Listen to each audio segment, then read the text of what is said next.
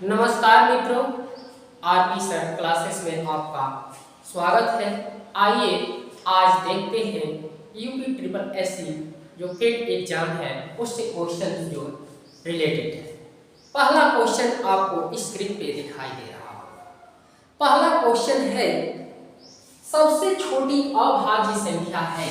Option दिया है 0, 1, 2 और 3। अभाज्य संख्या होती क्या है? अभाज्य संख्या जो होती है जिसका कोई भी नंबर हो उसका सिर्फ 2 गुणनखंड हो तो वो अभाज्य संख्या होती है।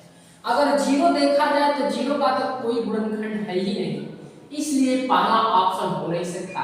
अगर 1 का गुणनखंड हम कहेंगे तो मात्र एक ही संख्या है कि ये 1 को विभाजित कर देंगे, इसलिए एक नहीं। अभाज्य का मतलब होता है जिसका 2 गुणनखंड। अगर 2 देखा जाए तो 2 का गुणनखंड कहा जाए तो 1 से भी भाग लग जाएगा और 2 से भी लग जाएगा, इसलिए इसका करेक्ट आंसर जो है तीसरा सही है, जो कि 2 सबसे छोटी अभाज्य संख्या है। अभाज्य संख्या यहाँ 3 भी दिखाई दे रहा है, लेकिन 3 जो है कि 2 से बड़ी है। अब देखते हैं दूसरा क्वेश्चन। दूसरा क्वेश्चन भी आपको स्क्रीन पे दिखाई दे रहा है। दूसरा क्वेश्चन है कि शून्य है। शून्य क्या है? ऑप्शन में है, पहला ऑप्शन लिखा है प्राकृत, दूसरा लिखा है पूर्णांक, तीसरा है धनात्मक और चौथा है ऋणात्मक। तो शून्य कैसी संख्या है? तो शून्य यहाँ जो संख्या होगी वो शून्य एक पूर्णांक संख्या है। प्राकृत कहा जाए तो जो गणना के काम आती है उसे हम प्राकृत संख्या कहते हैं। अशून्य ऐसी संख्या है कि उसकी गणना हम नहीं कर पाएंगे, इसलिए शून्य जो है ये पूर्णांक संख्या है, न धनात्मक है न ऋणात्मक है। शून्य जो है कि क्या है? पूर्णांक संख्या है। आइए देखते हैं तीसरा क्वेश्चन आपको स्क्रीन पे दिखाई देगा। तीसरा क्वेश्चन कह रहा है कि 0 और 100 के बीच में कुल अभाज्य संख्या है कितनी है? 0 और कहता है 100 के बीच में कितनी अभाज्य संख्या है। तो इस प्रकार से अगर अभाज्य संख्या देखा जाए तो 2 है, 3 है, 5 है, 7 है, 11 है, 13 है, 17 है। इस प्रकार से डॉट डॉट जो 100 के नजदीक है तो यहाँ की 97, फिर ये इसके बाद संख्या नहीं है। तो इस प्रकार से अगर गणना किया जाए तो अभाज्य संख्याओं की संख्या कितनी होगी, तो हम कहेंगे कुल मिलाकर टोटल अभाज्य संख्या जो होगी ये 25 होगी। तो इसका करेक्ट आंसर जो है 25, जो तीसरा ऑप्शन सही है। अगला क्वेश्चन है 4 नंबर। 4 नंबर क्वेश्चन आपको दिखाई दे रहा होगा। प्रथम 4 अभाज्य संख्याओं का योग है। प्रथम का मतलब बिल्कुल शुरू से, प्रथम 4 अभाज्य संख्या। तो प्रथम का मतलब प्रथम जो है ये 2 से शुरू करेंगे, दूसरा जो है कि 3 है, तीसरी अभाज्य संख्या 5 है और चौथी अभाज्य संख्या 7 है। शुरू से आपकी अभाज्य संख्या हो गया। इसमें कह रहा है कि योग क्या है, तो योग का मतलब क्या है कि सबको अगर हम प्लस कर दें तो आपका आंसर आ जाना चाहिए। 2 और 3 5, 5 10 और 7 कितना होगा? 17 होगा। तो इसका करेक्ट आंसर जो होगा डी ऑप्शन से। अगला क्वेश्चन है आपको स्क्रीन पे दिखाई दे रहा होगा। क्वेश्चन है निम्नलिखित में सबसे बड़ी भिन्न कौन है? निम्नलिखित में सबसे बड़ी भिन्न कौन है? भिन्न आपको लिखा गया है। भिन्न है एक 5/6, दूसरा भिन्न दिया है 6/11, तीसरा भिन्न दिया है 2/3, चौथा भिन्न दिया है 8/9 और पांचवा भिन्न दिया है 6/7। पूछ रहा है इसमें सबसे बड़ी भिन्न कौन है? तो यहाँ देखते हैं बड़ा और छोटा का अगर आप अनुभव करेंगे तो इन दोनों का हर और अंश का अंतर 1 दिखाई दे रहा है। इन दोनों हर और अंश का अंतर कितना होगा? 5 होगा। इन दोनों हर और अंश का अंतर होगा 1 और यहाँ भी अंतर होगा 1 और ये 6 और 7 के बीच का अंतर क्या होगा 1। आप समझ सकते हैं कि जिस भिन्न का हर अगर बड़ा होता है, जितना ही बड़ा होगा वह संख्या उतनी ही छोटी होगी। तो अगर सबसे छोटे की चर्चा करता तो ये 6/11 हो गया, लेकिन छोटा का चर्चा नहीं कर रहा है, कह रहा है कि सबसे बड़ी भिन्न क्या है। तो इसके बाद इसको सिवाय सबसे छोटा निकल गया तो इन्हीं में से सबसे बड़ी भिन्न हो। तो हर और अंश का डिफरेंट अगर देखा गया तो 1 है, तो हर जो है कि 1 ही बड़ा है, इसका मतलब सेम है। तो इसलिए हम अंश के रूप में देखेंगे कि कौन बड़ा है। 5 है, 2 है, 8 है, यहाँ क्या है 6। तो इसमें सबसे बड़ा कौन अंश दिखाई दे रहा है, तो आपको सबसे बड़ा अंश के रूप में 8 दिखाई दे रहा है। इसलिए इसका करेक्ट आंसर जो होगा सबसे बड़ी भिन्न जो होगी 8/9 होगी, जो कि दूसरा ऑप्शन सही है। आते हैं अगले नंबर क्वेश्चन, छठवें नंबर। छठवां नंबर क्वेश्चन है, एक गांव में 200 व्यक्तियों में से 111 साक्षर है। गांव के अशिक्षित लोगों का प्रतिशत क्या है? एक गांव में कुल संख्या कितना है, तो गांव में कुल संख्या बता रहा है कि 200 है। अब 200 में से कह रहा है कि 111 जो है कि साक्षर है। अब निरक्षर कितना है, तो आपसे अशिक्षित पूछ रहा है या निरक्षर पूछ रहा है। तो 200 में से अगर 111 कम कर देंगे तो हम कहेंगे कि 89 जो होगा ये निरक्षर होगा। इसका मतलब कि अशिक्षित लोगों का प्रतिशत कितना है, तो अशिक्षित लोग आपका आ गया 89। प्रतिशत पूछ रहा है तो अशिक्षित का प्रतिशत पूछ रहा है, तो अशिक्षित की संख्या कितनी है 89 और टोटल गांव की संख्या कितनी है 200। अब प्रतिशत, प्रति मैंने 100 मतलब 100 में देखना है कि कितना है। तो 2 जीरो से ये 2 जीरो को कट कर देंगे, जब 2 से इसमें डिवाइड कर देंगे तो 2 चौका 8, 2 पाँचे 10, 2 पाँचे 10, लेकिन 10 नहीं है 9 है। यहाँ देखेंगे 2 चौका 8 और 2 दूना 2 चौका 8, बचेगा ये 44 जो है कितना होगा 5%। इसका करेक्ट आंसर जो दूसरा ऑप्शन सही है। आते हैं अगले नंबर क्वेश्चन। अगले नंबर 7 नंबर क्वेश्चन है, आपको ये भी स्क्रीन पे दिखाई दे रहा होगा। 7 नंबर क्वेश्चन है, यदि किसी संख्या का 1/7 संख्या से घटाया जाता है तो परिणाम संख्या से 30 कम होता है, संख्या ज्ञात कीजिए। कह रहा है कि संख्या ज्ञात कीजिए, तो माना संख्या x है और इसमें में से कह रहा है उस संख्या का 1/7, तो संख्या का मतलब मल्टीप्लाई 1/7 घटाया जाता है तो परिणाम संख्या से, संख्या क्या माने हैं x, कितना कम है, तो कह रहा है क्वेश्चन 30 कम है, तो वह संख्या क्या होगी। जबकि यहाँ अगर 1 मान लेंगे तो 7 का इसमें गुणा करेंगे तो ये 7x माइनस यहाँ x बटे में 7 हो जाएगा। अब बराबर 30 माइनस x माइनस 30, यहाँ 1 मान लेंगे, इसका इसमें मल्टीप्लाई कर देंगे और इसका इसमें मल्टीप्लाई, तो ये 7x माइनस x ये हो जाएगा 7x माइनस 7 से गुणा करेंगे 7 3 का 21 210। तो यहाँ तक देखेंगे कि 7 को अगर इधर लाएंगे तो ये माइनस होगा और ये प्लस दिखाई दे रहा है, इस 7 से 7x निकल जाएगा, तो ये माइनस है, यहाँ भी माइनस है, इस माइनस से माइनस अगर कटा दिया जाए तो x की वैल्यू बिना संदेह के हम कह सकते हैं कि 210 आएगा, तो वह संख्या आपकी होगी 210, जो कि चौथा ऑप्शन सही है। आते हैं अगले number question 8 number. 8 number question भी आपको दिखाई दे रहा होगा। 8 नंबर क्वेश्चन है, 5 क्रमागत सम संख्याओं का औसत 40 है, इन संख्याओं में से सबसे छोटी संख्या का मान ज्ञात कीजिए। सभी लोगों को मालूम होगा कि औसत बराबर होता क्या है। तो औसत बराबर आप जानते हैं कि औसत बराबर जो होता है सभी संख्याओं का योग बटे संख्या। तो सभी संख्याओं का योग, तो 5 संख्या जो है कि सम कह रहा है।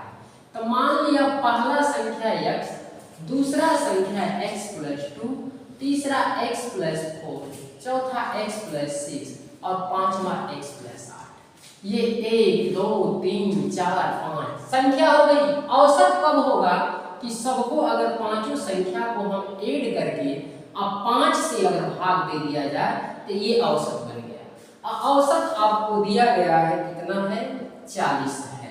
तो कह रहा है कि सबसे छोटी संख्या मतलब x की अगर वैल्यू निकल जाए तो हम कहते हैं कि इसका आंसर आ जाएगा। तो यहाँ देखेंगे 1 2 3 4 5, यहाँ 5x हो गया। और यहाँ देखेंगे 2 4 6 6 12 8 कितना हो गया, 20 हो गया। अब बटा में जो 5 है, तो 5 को अगर इस तरह क्रॉस मल्टीप्लाई कर देंगे तो इसके बराबर क्या होगा, 5 का अगर 40 में गुना होगा तो ये 200 हो जाएगा। इसका मतलब कि ये 20 को अगर इधर कर दिया जाए तो ये 5x बराबर 200 में से 20 कम हो जाएगा 180। x बराबर अगर देखा जाए तो 5 से भाग देंगे, 5 तिहाई 15, 3 बचेगा 30, 5 6 30। तो सबसे छोटी संख्या जो होगी वो आएगी आपका 36। ये तो फर्स्ट विधि ऐसे बेसिक में हो गया। अगर आपको क्वेश्चन देखकर अगर आंसर लगाना है तो हमेशा याद करिए कि औसत मतलब क्या होता है। तो औसत मतलब यही होता है कि बीचों बीच संख्या। तो बीचों बीच संख्या क्या दिया है, तो इसमें बीचों बीच संख्या 40 दे दिया है। अगर आपको ये भी क्वेश्चन कह रहा है कि 5 संख्या है तो 5 संख्या होगी तो बीच वाली संख्या अगर 40 है तो 2 संख्या इधर और 2 संख्या इधर होगी। और जब सम कह रहा है तो 40 के बाद सम क्या होगा, 42 होगा, इसके बाद 44 होगा, 40 से पहले सम क्या होगा, 38 होगा, 38 से पहले सम क्या होगा, 36 होगा। और सबसे छोटा ही पूछ रहा है इसलिए इसका जवाब कितना होगा, 36। अगर बड़ा कहता तो 44 हो जाएगा। कभी कभी बड़ा और छोटा का अंतर करता है तो 36 और 44 का अंतर कर देंगे, लेकिन मात्र इस क्वेश्चन में यही कहा है कि सबसे छोटी संख्या क्या होगी, तो सबसे छोटी संख्या जो होगी 36। आते हैं अगले नंबर क्वेश्चन। अगले नंबर क्वेश्चन में आपको स्क्रीन पे दिखाई दे रहा होगा।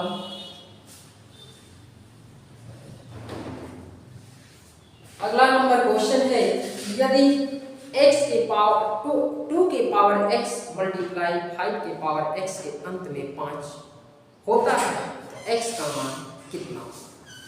कहने का मतलब क्वेश्चन में कह दिया कि x 2 के पावर मल्टीप्लाई 5 के पावर x, और इसके अंत में जो भी मल्टीप्लाई करते हैं तो इसका इकाई अंक 5 आता है, यही कह रहा है। इससे x की वैल्यू हम क्या रखें। आपको ऑप्शन में दिया है कि x की वैल्यू 1 रखा जाए, तो ठीक है, हम x की वैल्यू अगर 1 रखेंगे, अगर 5 की 1 रखेंगे तो ये 2 और ये 5 होगा। तो 2 और 5 का अगर हम गुणा करेंगे तो 10 होगा। इसमें 5 तो अंत में दिखाई नहीं दे रहा, 0 दिखाई दे रहा। और दूसरा ऑप्शन दिया है कि 2, दूसरा ऑप्शन दिया है 0। अगर 0 को इन दोनों पे लगाते हैं पावर, तो आप मानते हैं कि किसी भी संख्या के घात अगर 0 लगाते हैं तो उसका मान 1 हो जाता है। तो 1 में 1 का मल्टीप्लाई अगर कर देंगे तो इसका मान तो 1 आएगा, जबकि आपको 5 चाहिए। तीसरा ऑप्शन दिया है कि यहाँ जो है x की वैल्यू 2 रखेंगे, तो 2 रख लीजिए, तो यहाँ भी 2 रख लेंगे, तो ये 2 का स्क्वायर जो होगा 4 होगा। अब 5 का स्क्वायर कितना होगा, 25। अब 25 में अगर 4 का गुणा करेंगे तो ये 100 बन जाएगा, यहाँ पे इकाई नंबर 5 नहीं आएगा। इसका मतलब दुनिया में कोई ऐसा नंबर नहीं है कि इसके ऊपर अगर पावर लगा दिया जाए तो वो 5 बन जाए। वो परफेक्ट नंबर नहीं हो सकता कि जो है कि इससे घात लगाएं तो 5 बन जाए। आखिर अगला क्वेश्चन देखते हैं, तो इसमें जो है ऑप्शन जो होगा कि डी सही है। इसका ऑप्शन जो है कि डी सही है, इसमें कोई नहीं जो दिया है ऑप्शन सही है, कोई नहीं। आगे जो है देखते हैं अगला क्वेश्चन 10 नंबर। 10 नंबर क्वेश्चन कह रहा है किसी स्कूल में लड़कों और लड़कियों की संख्या का अनुपात 3 संबंधी 2 है। यदि 20% लड़कों और 25% लड़कियों को छात्रवृत्ति प्राप्त होती है तो कितने प्रतिशत छात्रों को छात्रवृत्ति प्राप्त नहीं होती है। अब देखिए एक स्कूल में बता रहा है कि लड़कों और लड़कियों की संख्या बॉय और गर्ल का अनुपात 3 संबंधी 2 है। इसमें कह रहा है कि छात्रवृत्ति कितने को मिलती है तो 20% लड़के को छात्रवृत्ति मिलती है और 25% ये लड़कियों को छात्रवृत्ति मिलती है। कितने को नहीं मिलती है। ये प्रतिशत का मतलब जब 100 होता है तो क्वेश्चन को बिल्कुल इजी बनाने के लिए इसको भी 100 से गुणा कर देंगे और यहाँ भी 100 से गुणा कर देंगे तो आपका बिल्कुल मालूम चल जाएगा कि कितने को छात्रवृत्ति मिलती है और कितने की छात्रवृत्ति नहीं मिलती है। अब देखिए कि 300 का 20% कितना होगा। तो 300 का 20% अगर देखा जाए तो प्रतिशत का मतलब 100 है, 100 में से 20 चुराना है तो 300 है तो 3 नोट में से 20-20 रुपया निकालना है। तो आप 100 के नोट में से 20 रुपया निकालना है तो 300 के नोट पे 3 बार 20-20 निकालेंगे तो इसका मतलब 60 हो जाएगा। और इसमें जो है कि 25% कह रहा है, 100 में 25 निकाल रहे हैं तो 200 में 2 नोट है तो 2 बार 25-25 निकाल लेंगे तो 200 का 25% कितना होगा तो 50। अब इसमें जो है कि इतने व्यक्ति को छात्रवृत्ति मिलती है, इतने व्यक्ति को 60 और 50 कितना होगा 110 व्यक्ति को छात्रवृत्ति मिलती है। और टोटल कितनी संख्या है 300 और 200 ये 500 है। अब कितने को छात्रवृत्ति नहीं मिलती है तो इसमें से 110 को अगर माइनस कर दिया जाए तो नहीं मिलने वाला आ जाएगा। तो 500 में से अगर 100 कम करेंगे 400 है, 400 में से 10 निकालेंगे तो देखेंगे तो 390 को छात्रवृत्ति नहीं मिलेगा। कितने में नहीं मिलेगा परसेंटेज पूछ रहा है तो कितने में नहीं मिलेगा तो 500 में 390 को नहीं मिलेगा तो बटेंगे 500। अब परसेंटेज का यहाँ सिंबल लगा ये 2 जीरो से 2 जीरो को कट कर देंगे, 5 से भाग देंगे 5 7 35 बचेगा 4 5 बाटी 40। इसका मतलब इसका करेक्ट आंसर जो होगा 78% व्यक्तियों को छात्रवृत्ति जो है कि नहीं मिलती है, जो है ऑप्शन डी इसका सही है। आते हैं अगले नंबर क्वेश्चन पे 11 नंबर भी आपको स्क्रीन पे दिखाई दे रहा हो। 11 नंबर क्वेश्चन ये भी भिन्न से है। 2/3, 3/4, 4/5 और 5/6 में से सबसे बड़ी और सबसे छोटी भिन्न का अंतर ज्ञात कीजिए। आखिर सबसे बड़ा सबसे छोटा भिन्न हो क्या सकता है। तो यहाँ देखिए ये 2/3 है, 3/4 है, 4/5 है और 5/6 है। इसमें सबसे बड़ा और सबसे छोटा आपको खोजना है कि कौन सा भिन्न है। तो देखते हैं, इसमें देखते हैं कि इसका अंतर जो है और अंश का 1, यहाँ भी अंतर 1, यहाँ भी अंतर 1 और यहाँ भी अंतर इसका 1 आ गया। इसका मतलब कि जब भी अंतर 1 आ जाए, 1 बड़ा हो है तो अंश को देख लेते हैं। जो अंश बड़ा होता है वो भिन्न बड़ी होती है, जो अंश छोटा होता है वो भी छोटी होती है।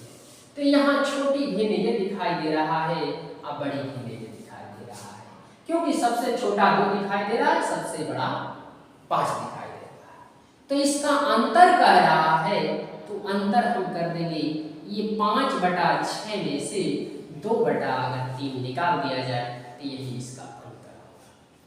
तो क्या रीजन है, ये एलसीएम तो 6 आएगा ही, ये 5 तो है ही है, लेकिन 3 को अगर 6 बनाना चाहते हैं तो 2 का मल्टीप्लाई करेंगे तो 2 का इसमें मल्टीप्लाई तो 2 का इसमें मल्टीप्लाई तो 2 गुना के 4 अगर 5 से कम कर दिया जाए तो 1/6 जो है इसका करेक्ट आंसर हो जाएगा कि 1/6 जो है बड़ी भिन्न और छोटी भिन्न का अंतर हो जाएगा, जो ऑप्शन नंबर सी सही है। आते हैं अगले नंबर क्वेश्चन 12 नंबर ही क्वेश्चन बिल्कुल बेसिक ही क्वेश्चन है, आप लोग बहुत ही पढ़े होंगे। फार्मूला उसमें एक बेसिक फार्मूला a+b का होल स्क्वायर आता है, एकदम सेम नहीं है। दो संख्याओं का गुणनफल, मान लीजिए दो संख्या a और b है, गुणा कर देंगे तो ab, गुणनफल दे दिया 24 तथा उनके वर्गों का योगफल, वर्गों का मतलब पहली संख्या ये दूसरी संख्या का अगर हम वर्ग कर देंगे तो बताया है कि ये 52 कह रहा है। तो उनका योगफल क्या होगा, तो उनका योगफल मतलब a+b का योग पूछ रहा है क्या होगा, तो ये तो मालूम नहीं है, लेकिन आपको ये जरूर मालूम है कि जब वर्ग बन रहा है तो इसको अगर वर्ग कर दें तो फार्मूला बनकर तैयार होगा a² + b² + 2ab। तो यहाँ आप देखिए कि a² b² आपका मिल गया कितना 52, तो यहाँ लिख देंगे 52 + 2 ab का मान कितना है, तो ab का मान गुणनफल ये कितना है 24। तो आप देखेंगे a + b का होल स्क्वायर बनेगा कितना, तो ये 52 होगा और 24 × 48 होगा, 52 48 कितना होगा 100। 100 को हम लिख क्या सकते हैं, तो 100 को हम लिख सकते हैं 10 का स्क्वायर। ये स्क्वायर से अगर स्क्वायर हटा दिया जाए तो उसका योग जो कहेंगे वो 10 होगा, तो करेक्ट आंसर इसका क्या होगा 10 होगा, जो कि दूसरा ऑप्शन सही है। आते हैं 13 नंबर क्वेश्चन, आपको स्क्रीन पे दिखाई दे रहा होगा। 13 नंबर क्वेश्चन देखते हैं। 13 नंबर क्वेश्चन है, निम्नलिखित को हल करें। आप देखते हैं यहाँ अंडर रूट में आपको दिया है 8 + 2 करड़ी में 15 और दूसरे ब्रैकेट में 8 - 2 करड़ी में 15। इसको देखते ही आपको समझ में आ रहा होगा कि a और b का फार्मूला जो बनता है वर्गांतर का। एक में जब प्लस दिखाई दो, एक में माइनस और मल्टीप्लाई किया रहता है तो हम जानते हैं a² - b² का फार्मूला होता है। आप जानते हैं कि a² - b² एक ब्रैकेट में a + b होता है और दूसरे ब्रैकेट में a - b होता है। ठीक यहाँ a + b और a - b दिया हुआ है, तो हम ठीक इसी को हम a² और b² मतलब a का मतलब 8 का स्क्वायर कितना माइनस b² b के जगह पे दोनों में क्या दिखाई दे रहा है 2 करने में 15 का स्क्वायर कर। अगर 8 का स्क्वायर करेंगे तो 64 होगा, 2 का स्क्वायर करेंगे तो 4 होगा, अंडर रूट अगर 15 का स्क्वायर किया जाए तो अंडर रूट से स्क्वायर कट जाएगा 15 हो जाएगा, 2 का स्क्वायर 4 और 15 चौका कितना होगा 60। तो इसका करेक्ट आंसर जो होगा 4। लेकिन 4 नहीं, ये तो करनी में लगा हुआ है ना, तो करनी से जब बाहर निकलेगा तो 4 को हम क्या लिख सकते हैं 2 का स्क्वायर और स्क्वायर से इस अंडर रूट को काट दिया जाए तो इसका करेक्ट आंसर कितना होगा 2 हो जाएगा, जो कि दूसरा ऑप्शन सही।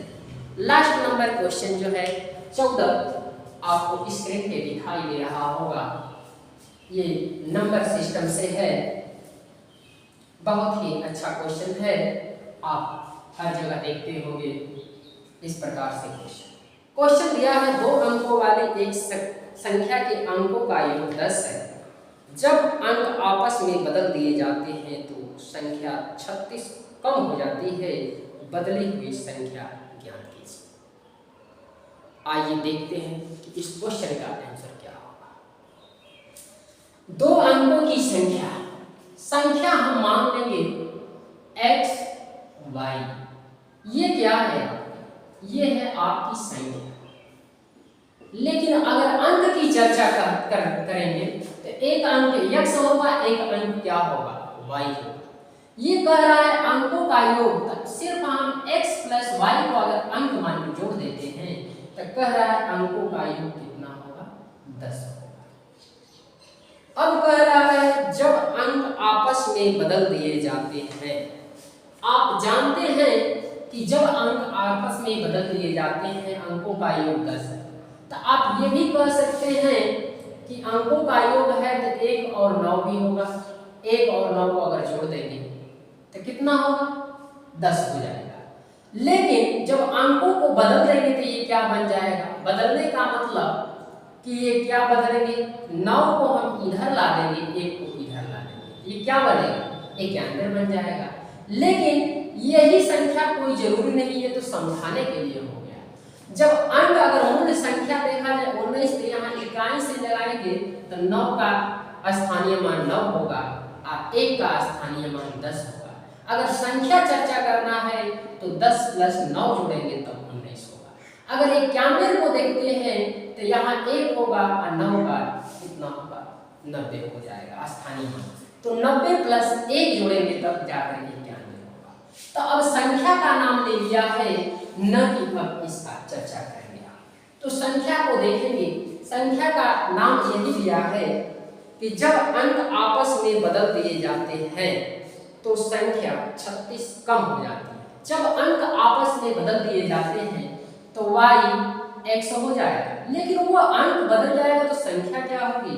तो इसका इकाई x ये क्या होगा? 10y होगा कि नहीं स्थानीय। तो हम इसको लिखेंगे कि ये जो होगा 10y प्लस क्या होगा? x होगा। और 36 जो कम होता है वो मूल संख्या आपका क्या दिया है? xy। तो xy जो दिया है ये संख्या है, तो यहाँ से दाहिने के अंक पे x है तो 10x होगा और इकाई के अंक पे y है तो इकाई जो है 1 से मल्टीप्लाई करके y लिखेंगे। और 36 जब कम करने के लिए बात करता है तो इसमें से 36 कम कर देंगे तो ये समीकरण बनकर तैयार होगा। तो आपको पूछ रहा है कि बदली हुई संख्या क्या होगी? बदली हुई संख्या का मतलब कि y x पूछ रहा है कि इसका वैल्यू क्या होगा। आइए देखते हैं।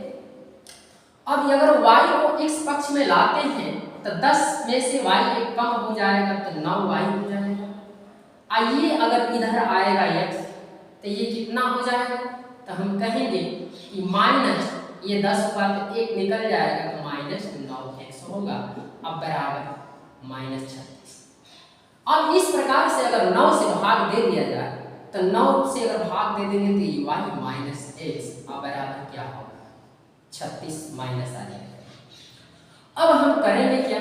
आपको एक समीकरण यहाँ मिल गया और दूसरा समीकरण यहाँ मिल गया। आपसे पूछ रहा है कि x और y का मान कैसे ज्ञात कर सकते हैं। तो यहाँ देखेंगे x और y का मान ज्ञात कैसे करें। चलिए देखिए, यहाँ 4 नहीं, ये 36 नहीं होगा। 9 से जब भाग करेंगे तो यहाँ 4 होगा और इक्वेशन 2 बनकर तैयार होगा। अगर ये फर्स्ट को और आखिरी को हम प्लस कर देते हैं तो मानते हैं यहाँ -x + x ये दोनों क्या होगा? खत्म होगा। आप प्लस करेंगे तो y और y क्या होगा? 2y हो जाएगा। ये 10 में से माइनस अगर 4 निकलेंगे तो 6 होगा। तो इसका मतलब y बराबर क्या होगा? तो 2 से इसमें भाग देंगे 3 होगा। y बराबर 3 हो जाएगा। अब अगर x की मान कहता है तो y का मान यहाँ अगर 3 रख देंगे, 3 को अगर इधर ले जाएंगे तो x + y का मान जब 3 आ गया है तो 10 होगा और 10 में से अगर 3 कम कर देंगे तो x का मान कितना आएगा? 7। तो आपसे बदली हुई संख्या पूछ रहा है तो y का मान कितना रखेंगे? यहाँ 3 और x का मान कितना है? 7। तो इसका करेक्ट आंसर जो होगा 37 होगा, जो कि तीसरा ऑप्शन आपका सही है। इसी के साथ ये हमारा क्लास खत्म होता है। अगर क्लास आपको समझ में आए तो ज़्यादा से ज़्यादा ये प्रयास करिए कि हमारा भी चैनल आगे बढ़े। और इसी के साथ ये क्लास खत्म होता है तो सब्सक्राइब, शेयर और लाइक भी करने का प्रयास करिए कि हमारा भी उत्साह बढ़ता रहे। धन्यवाद।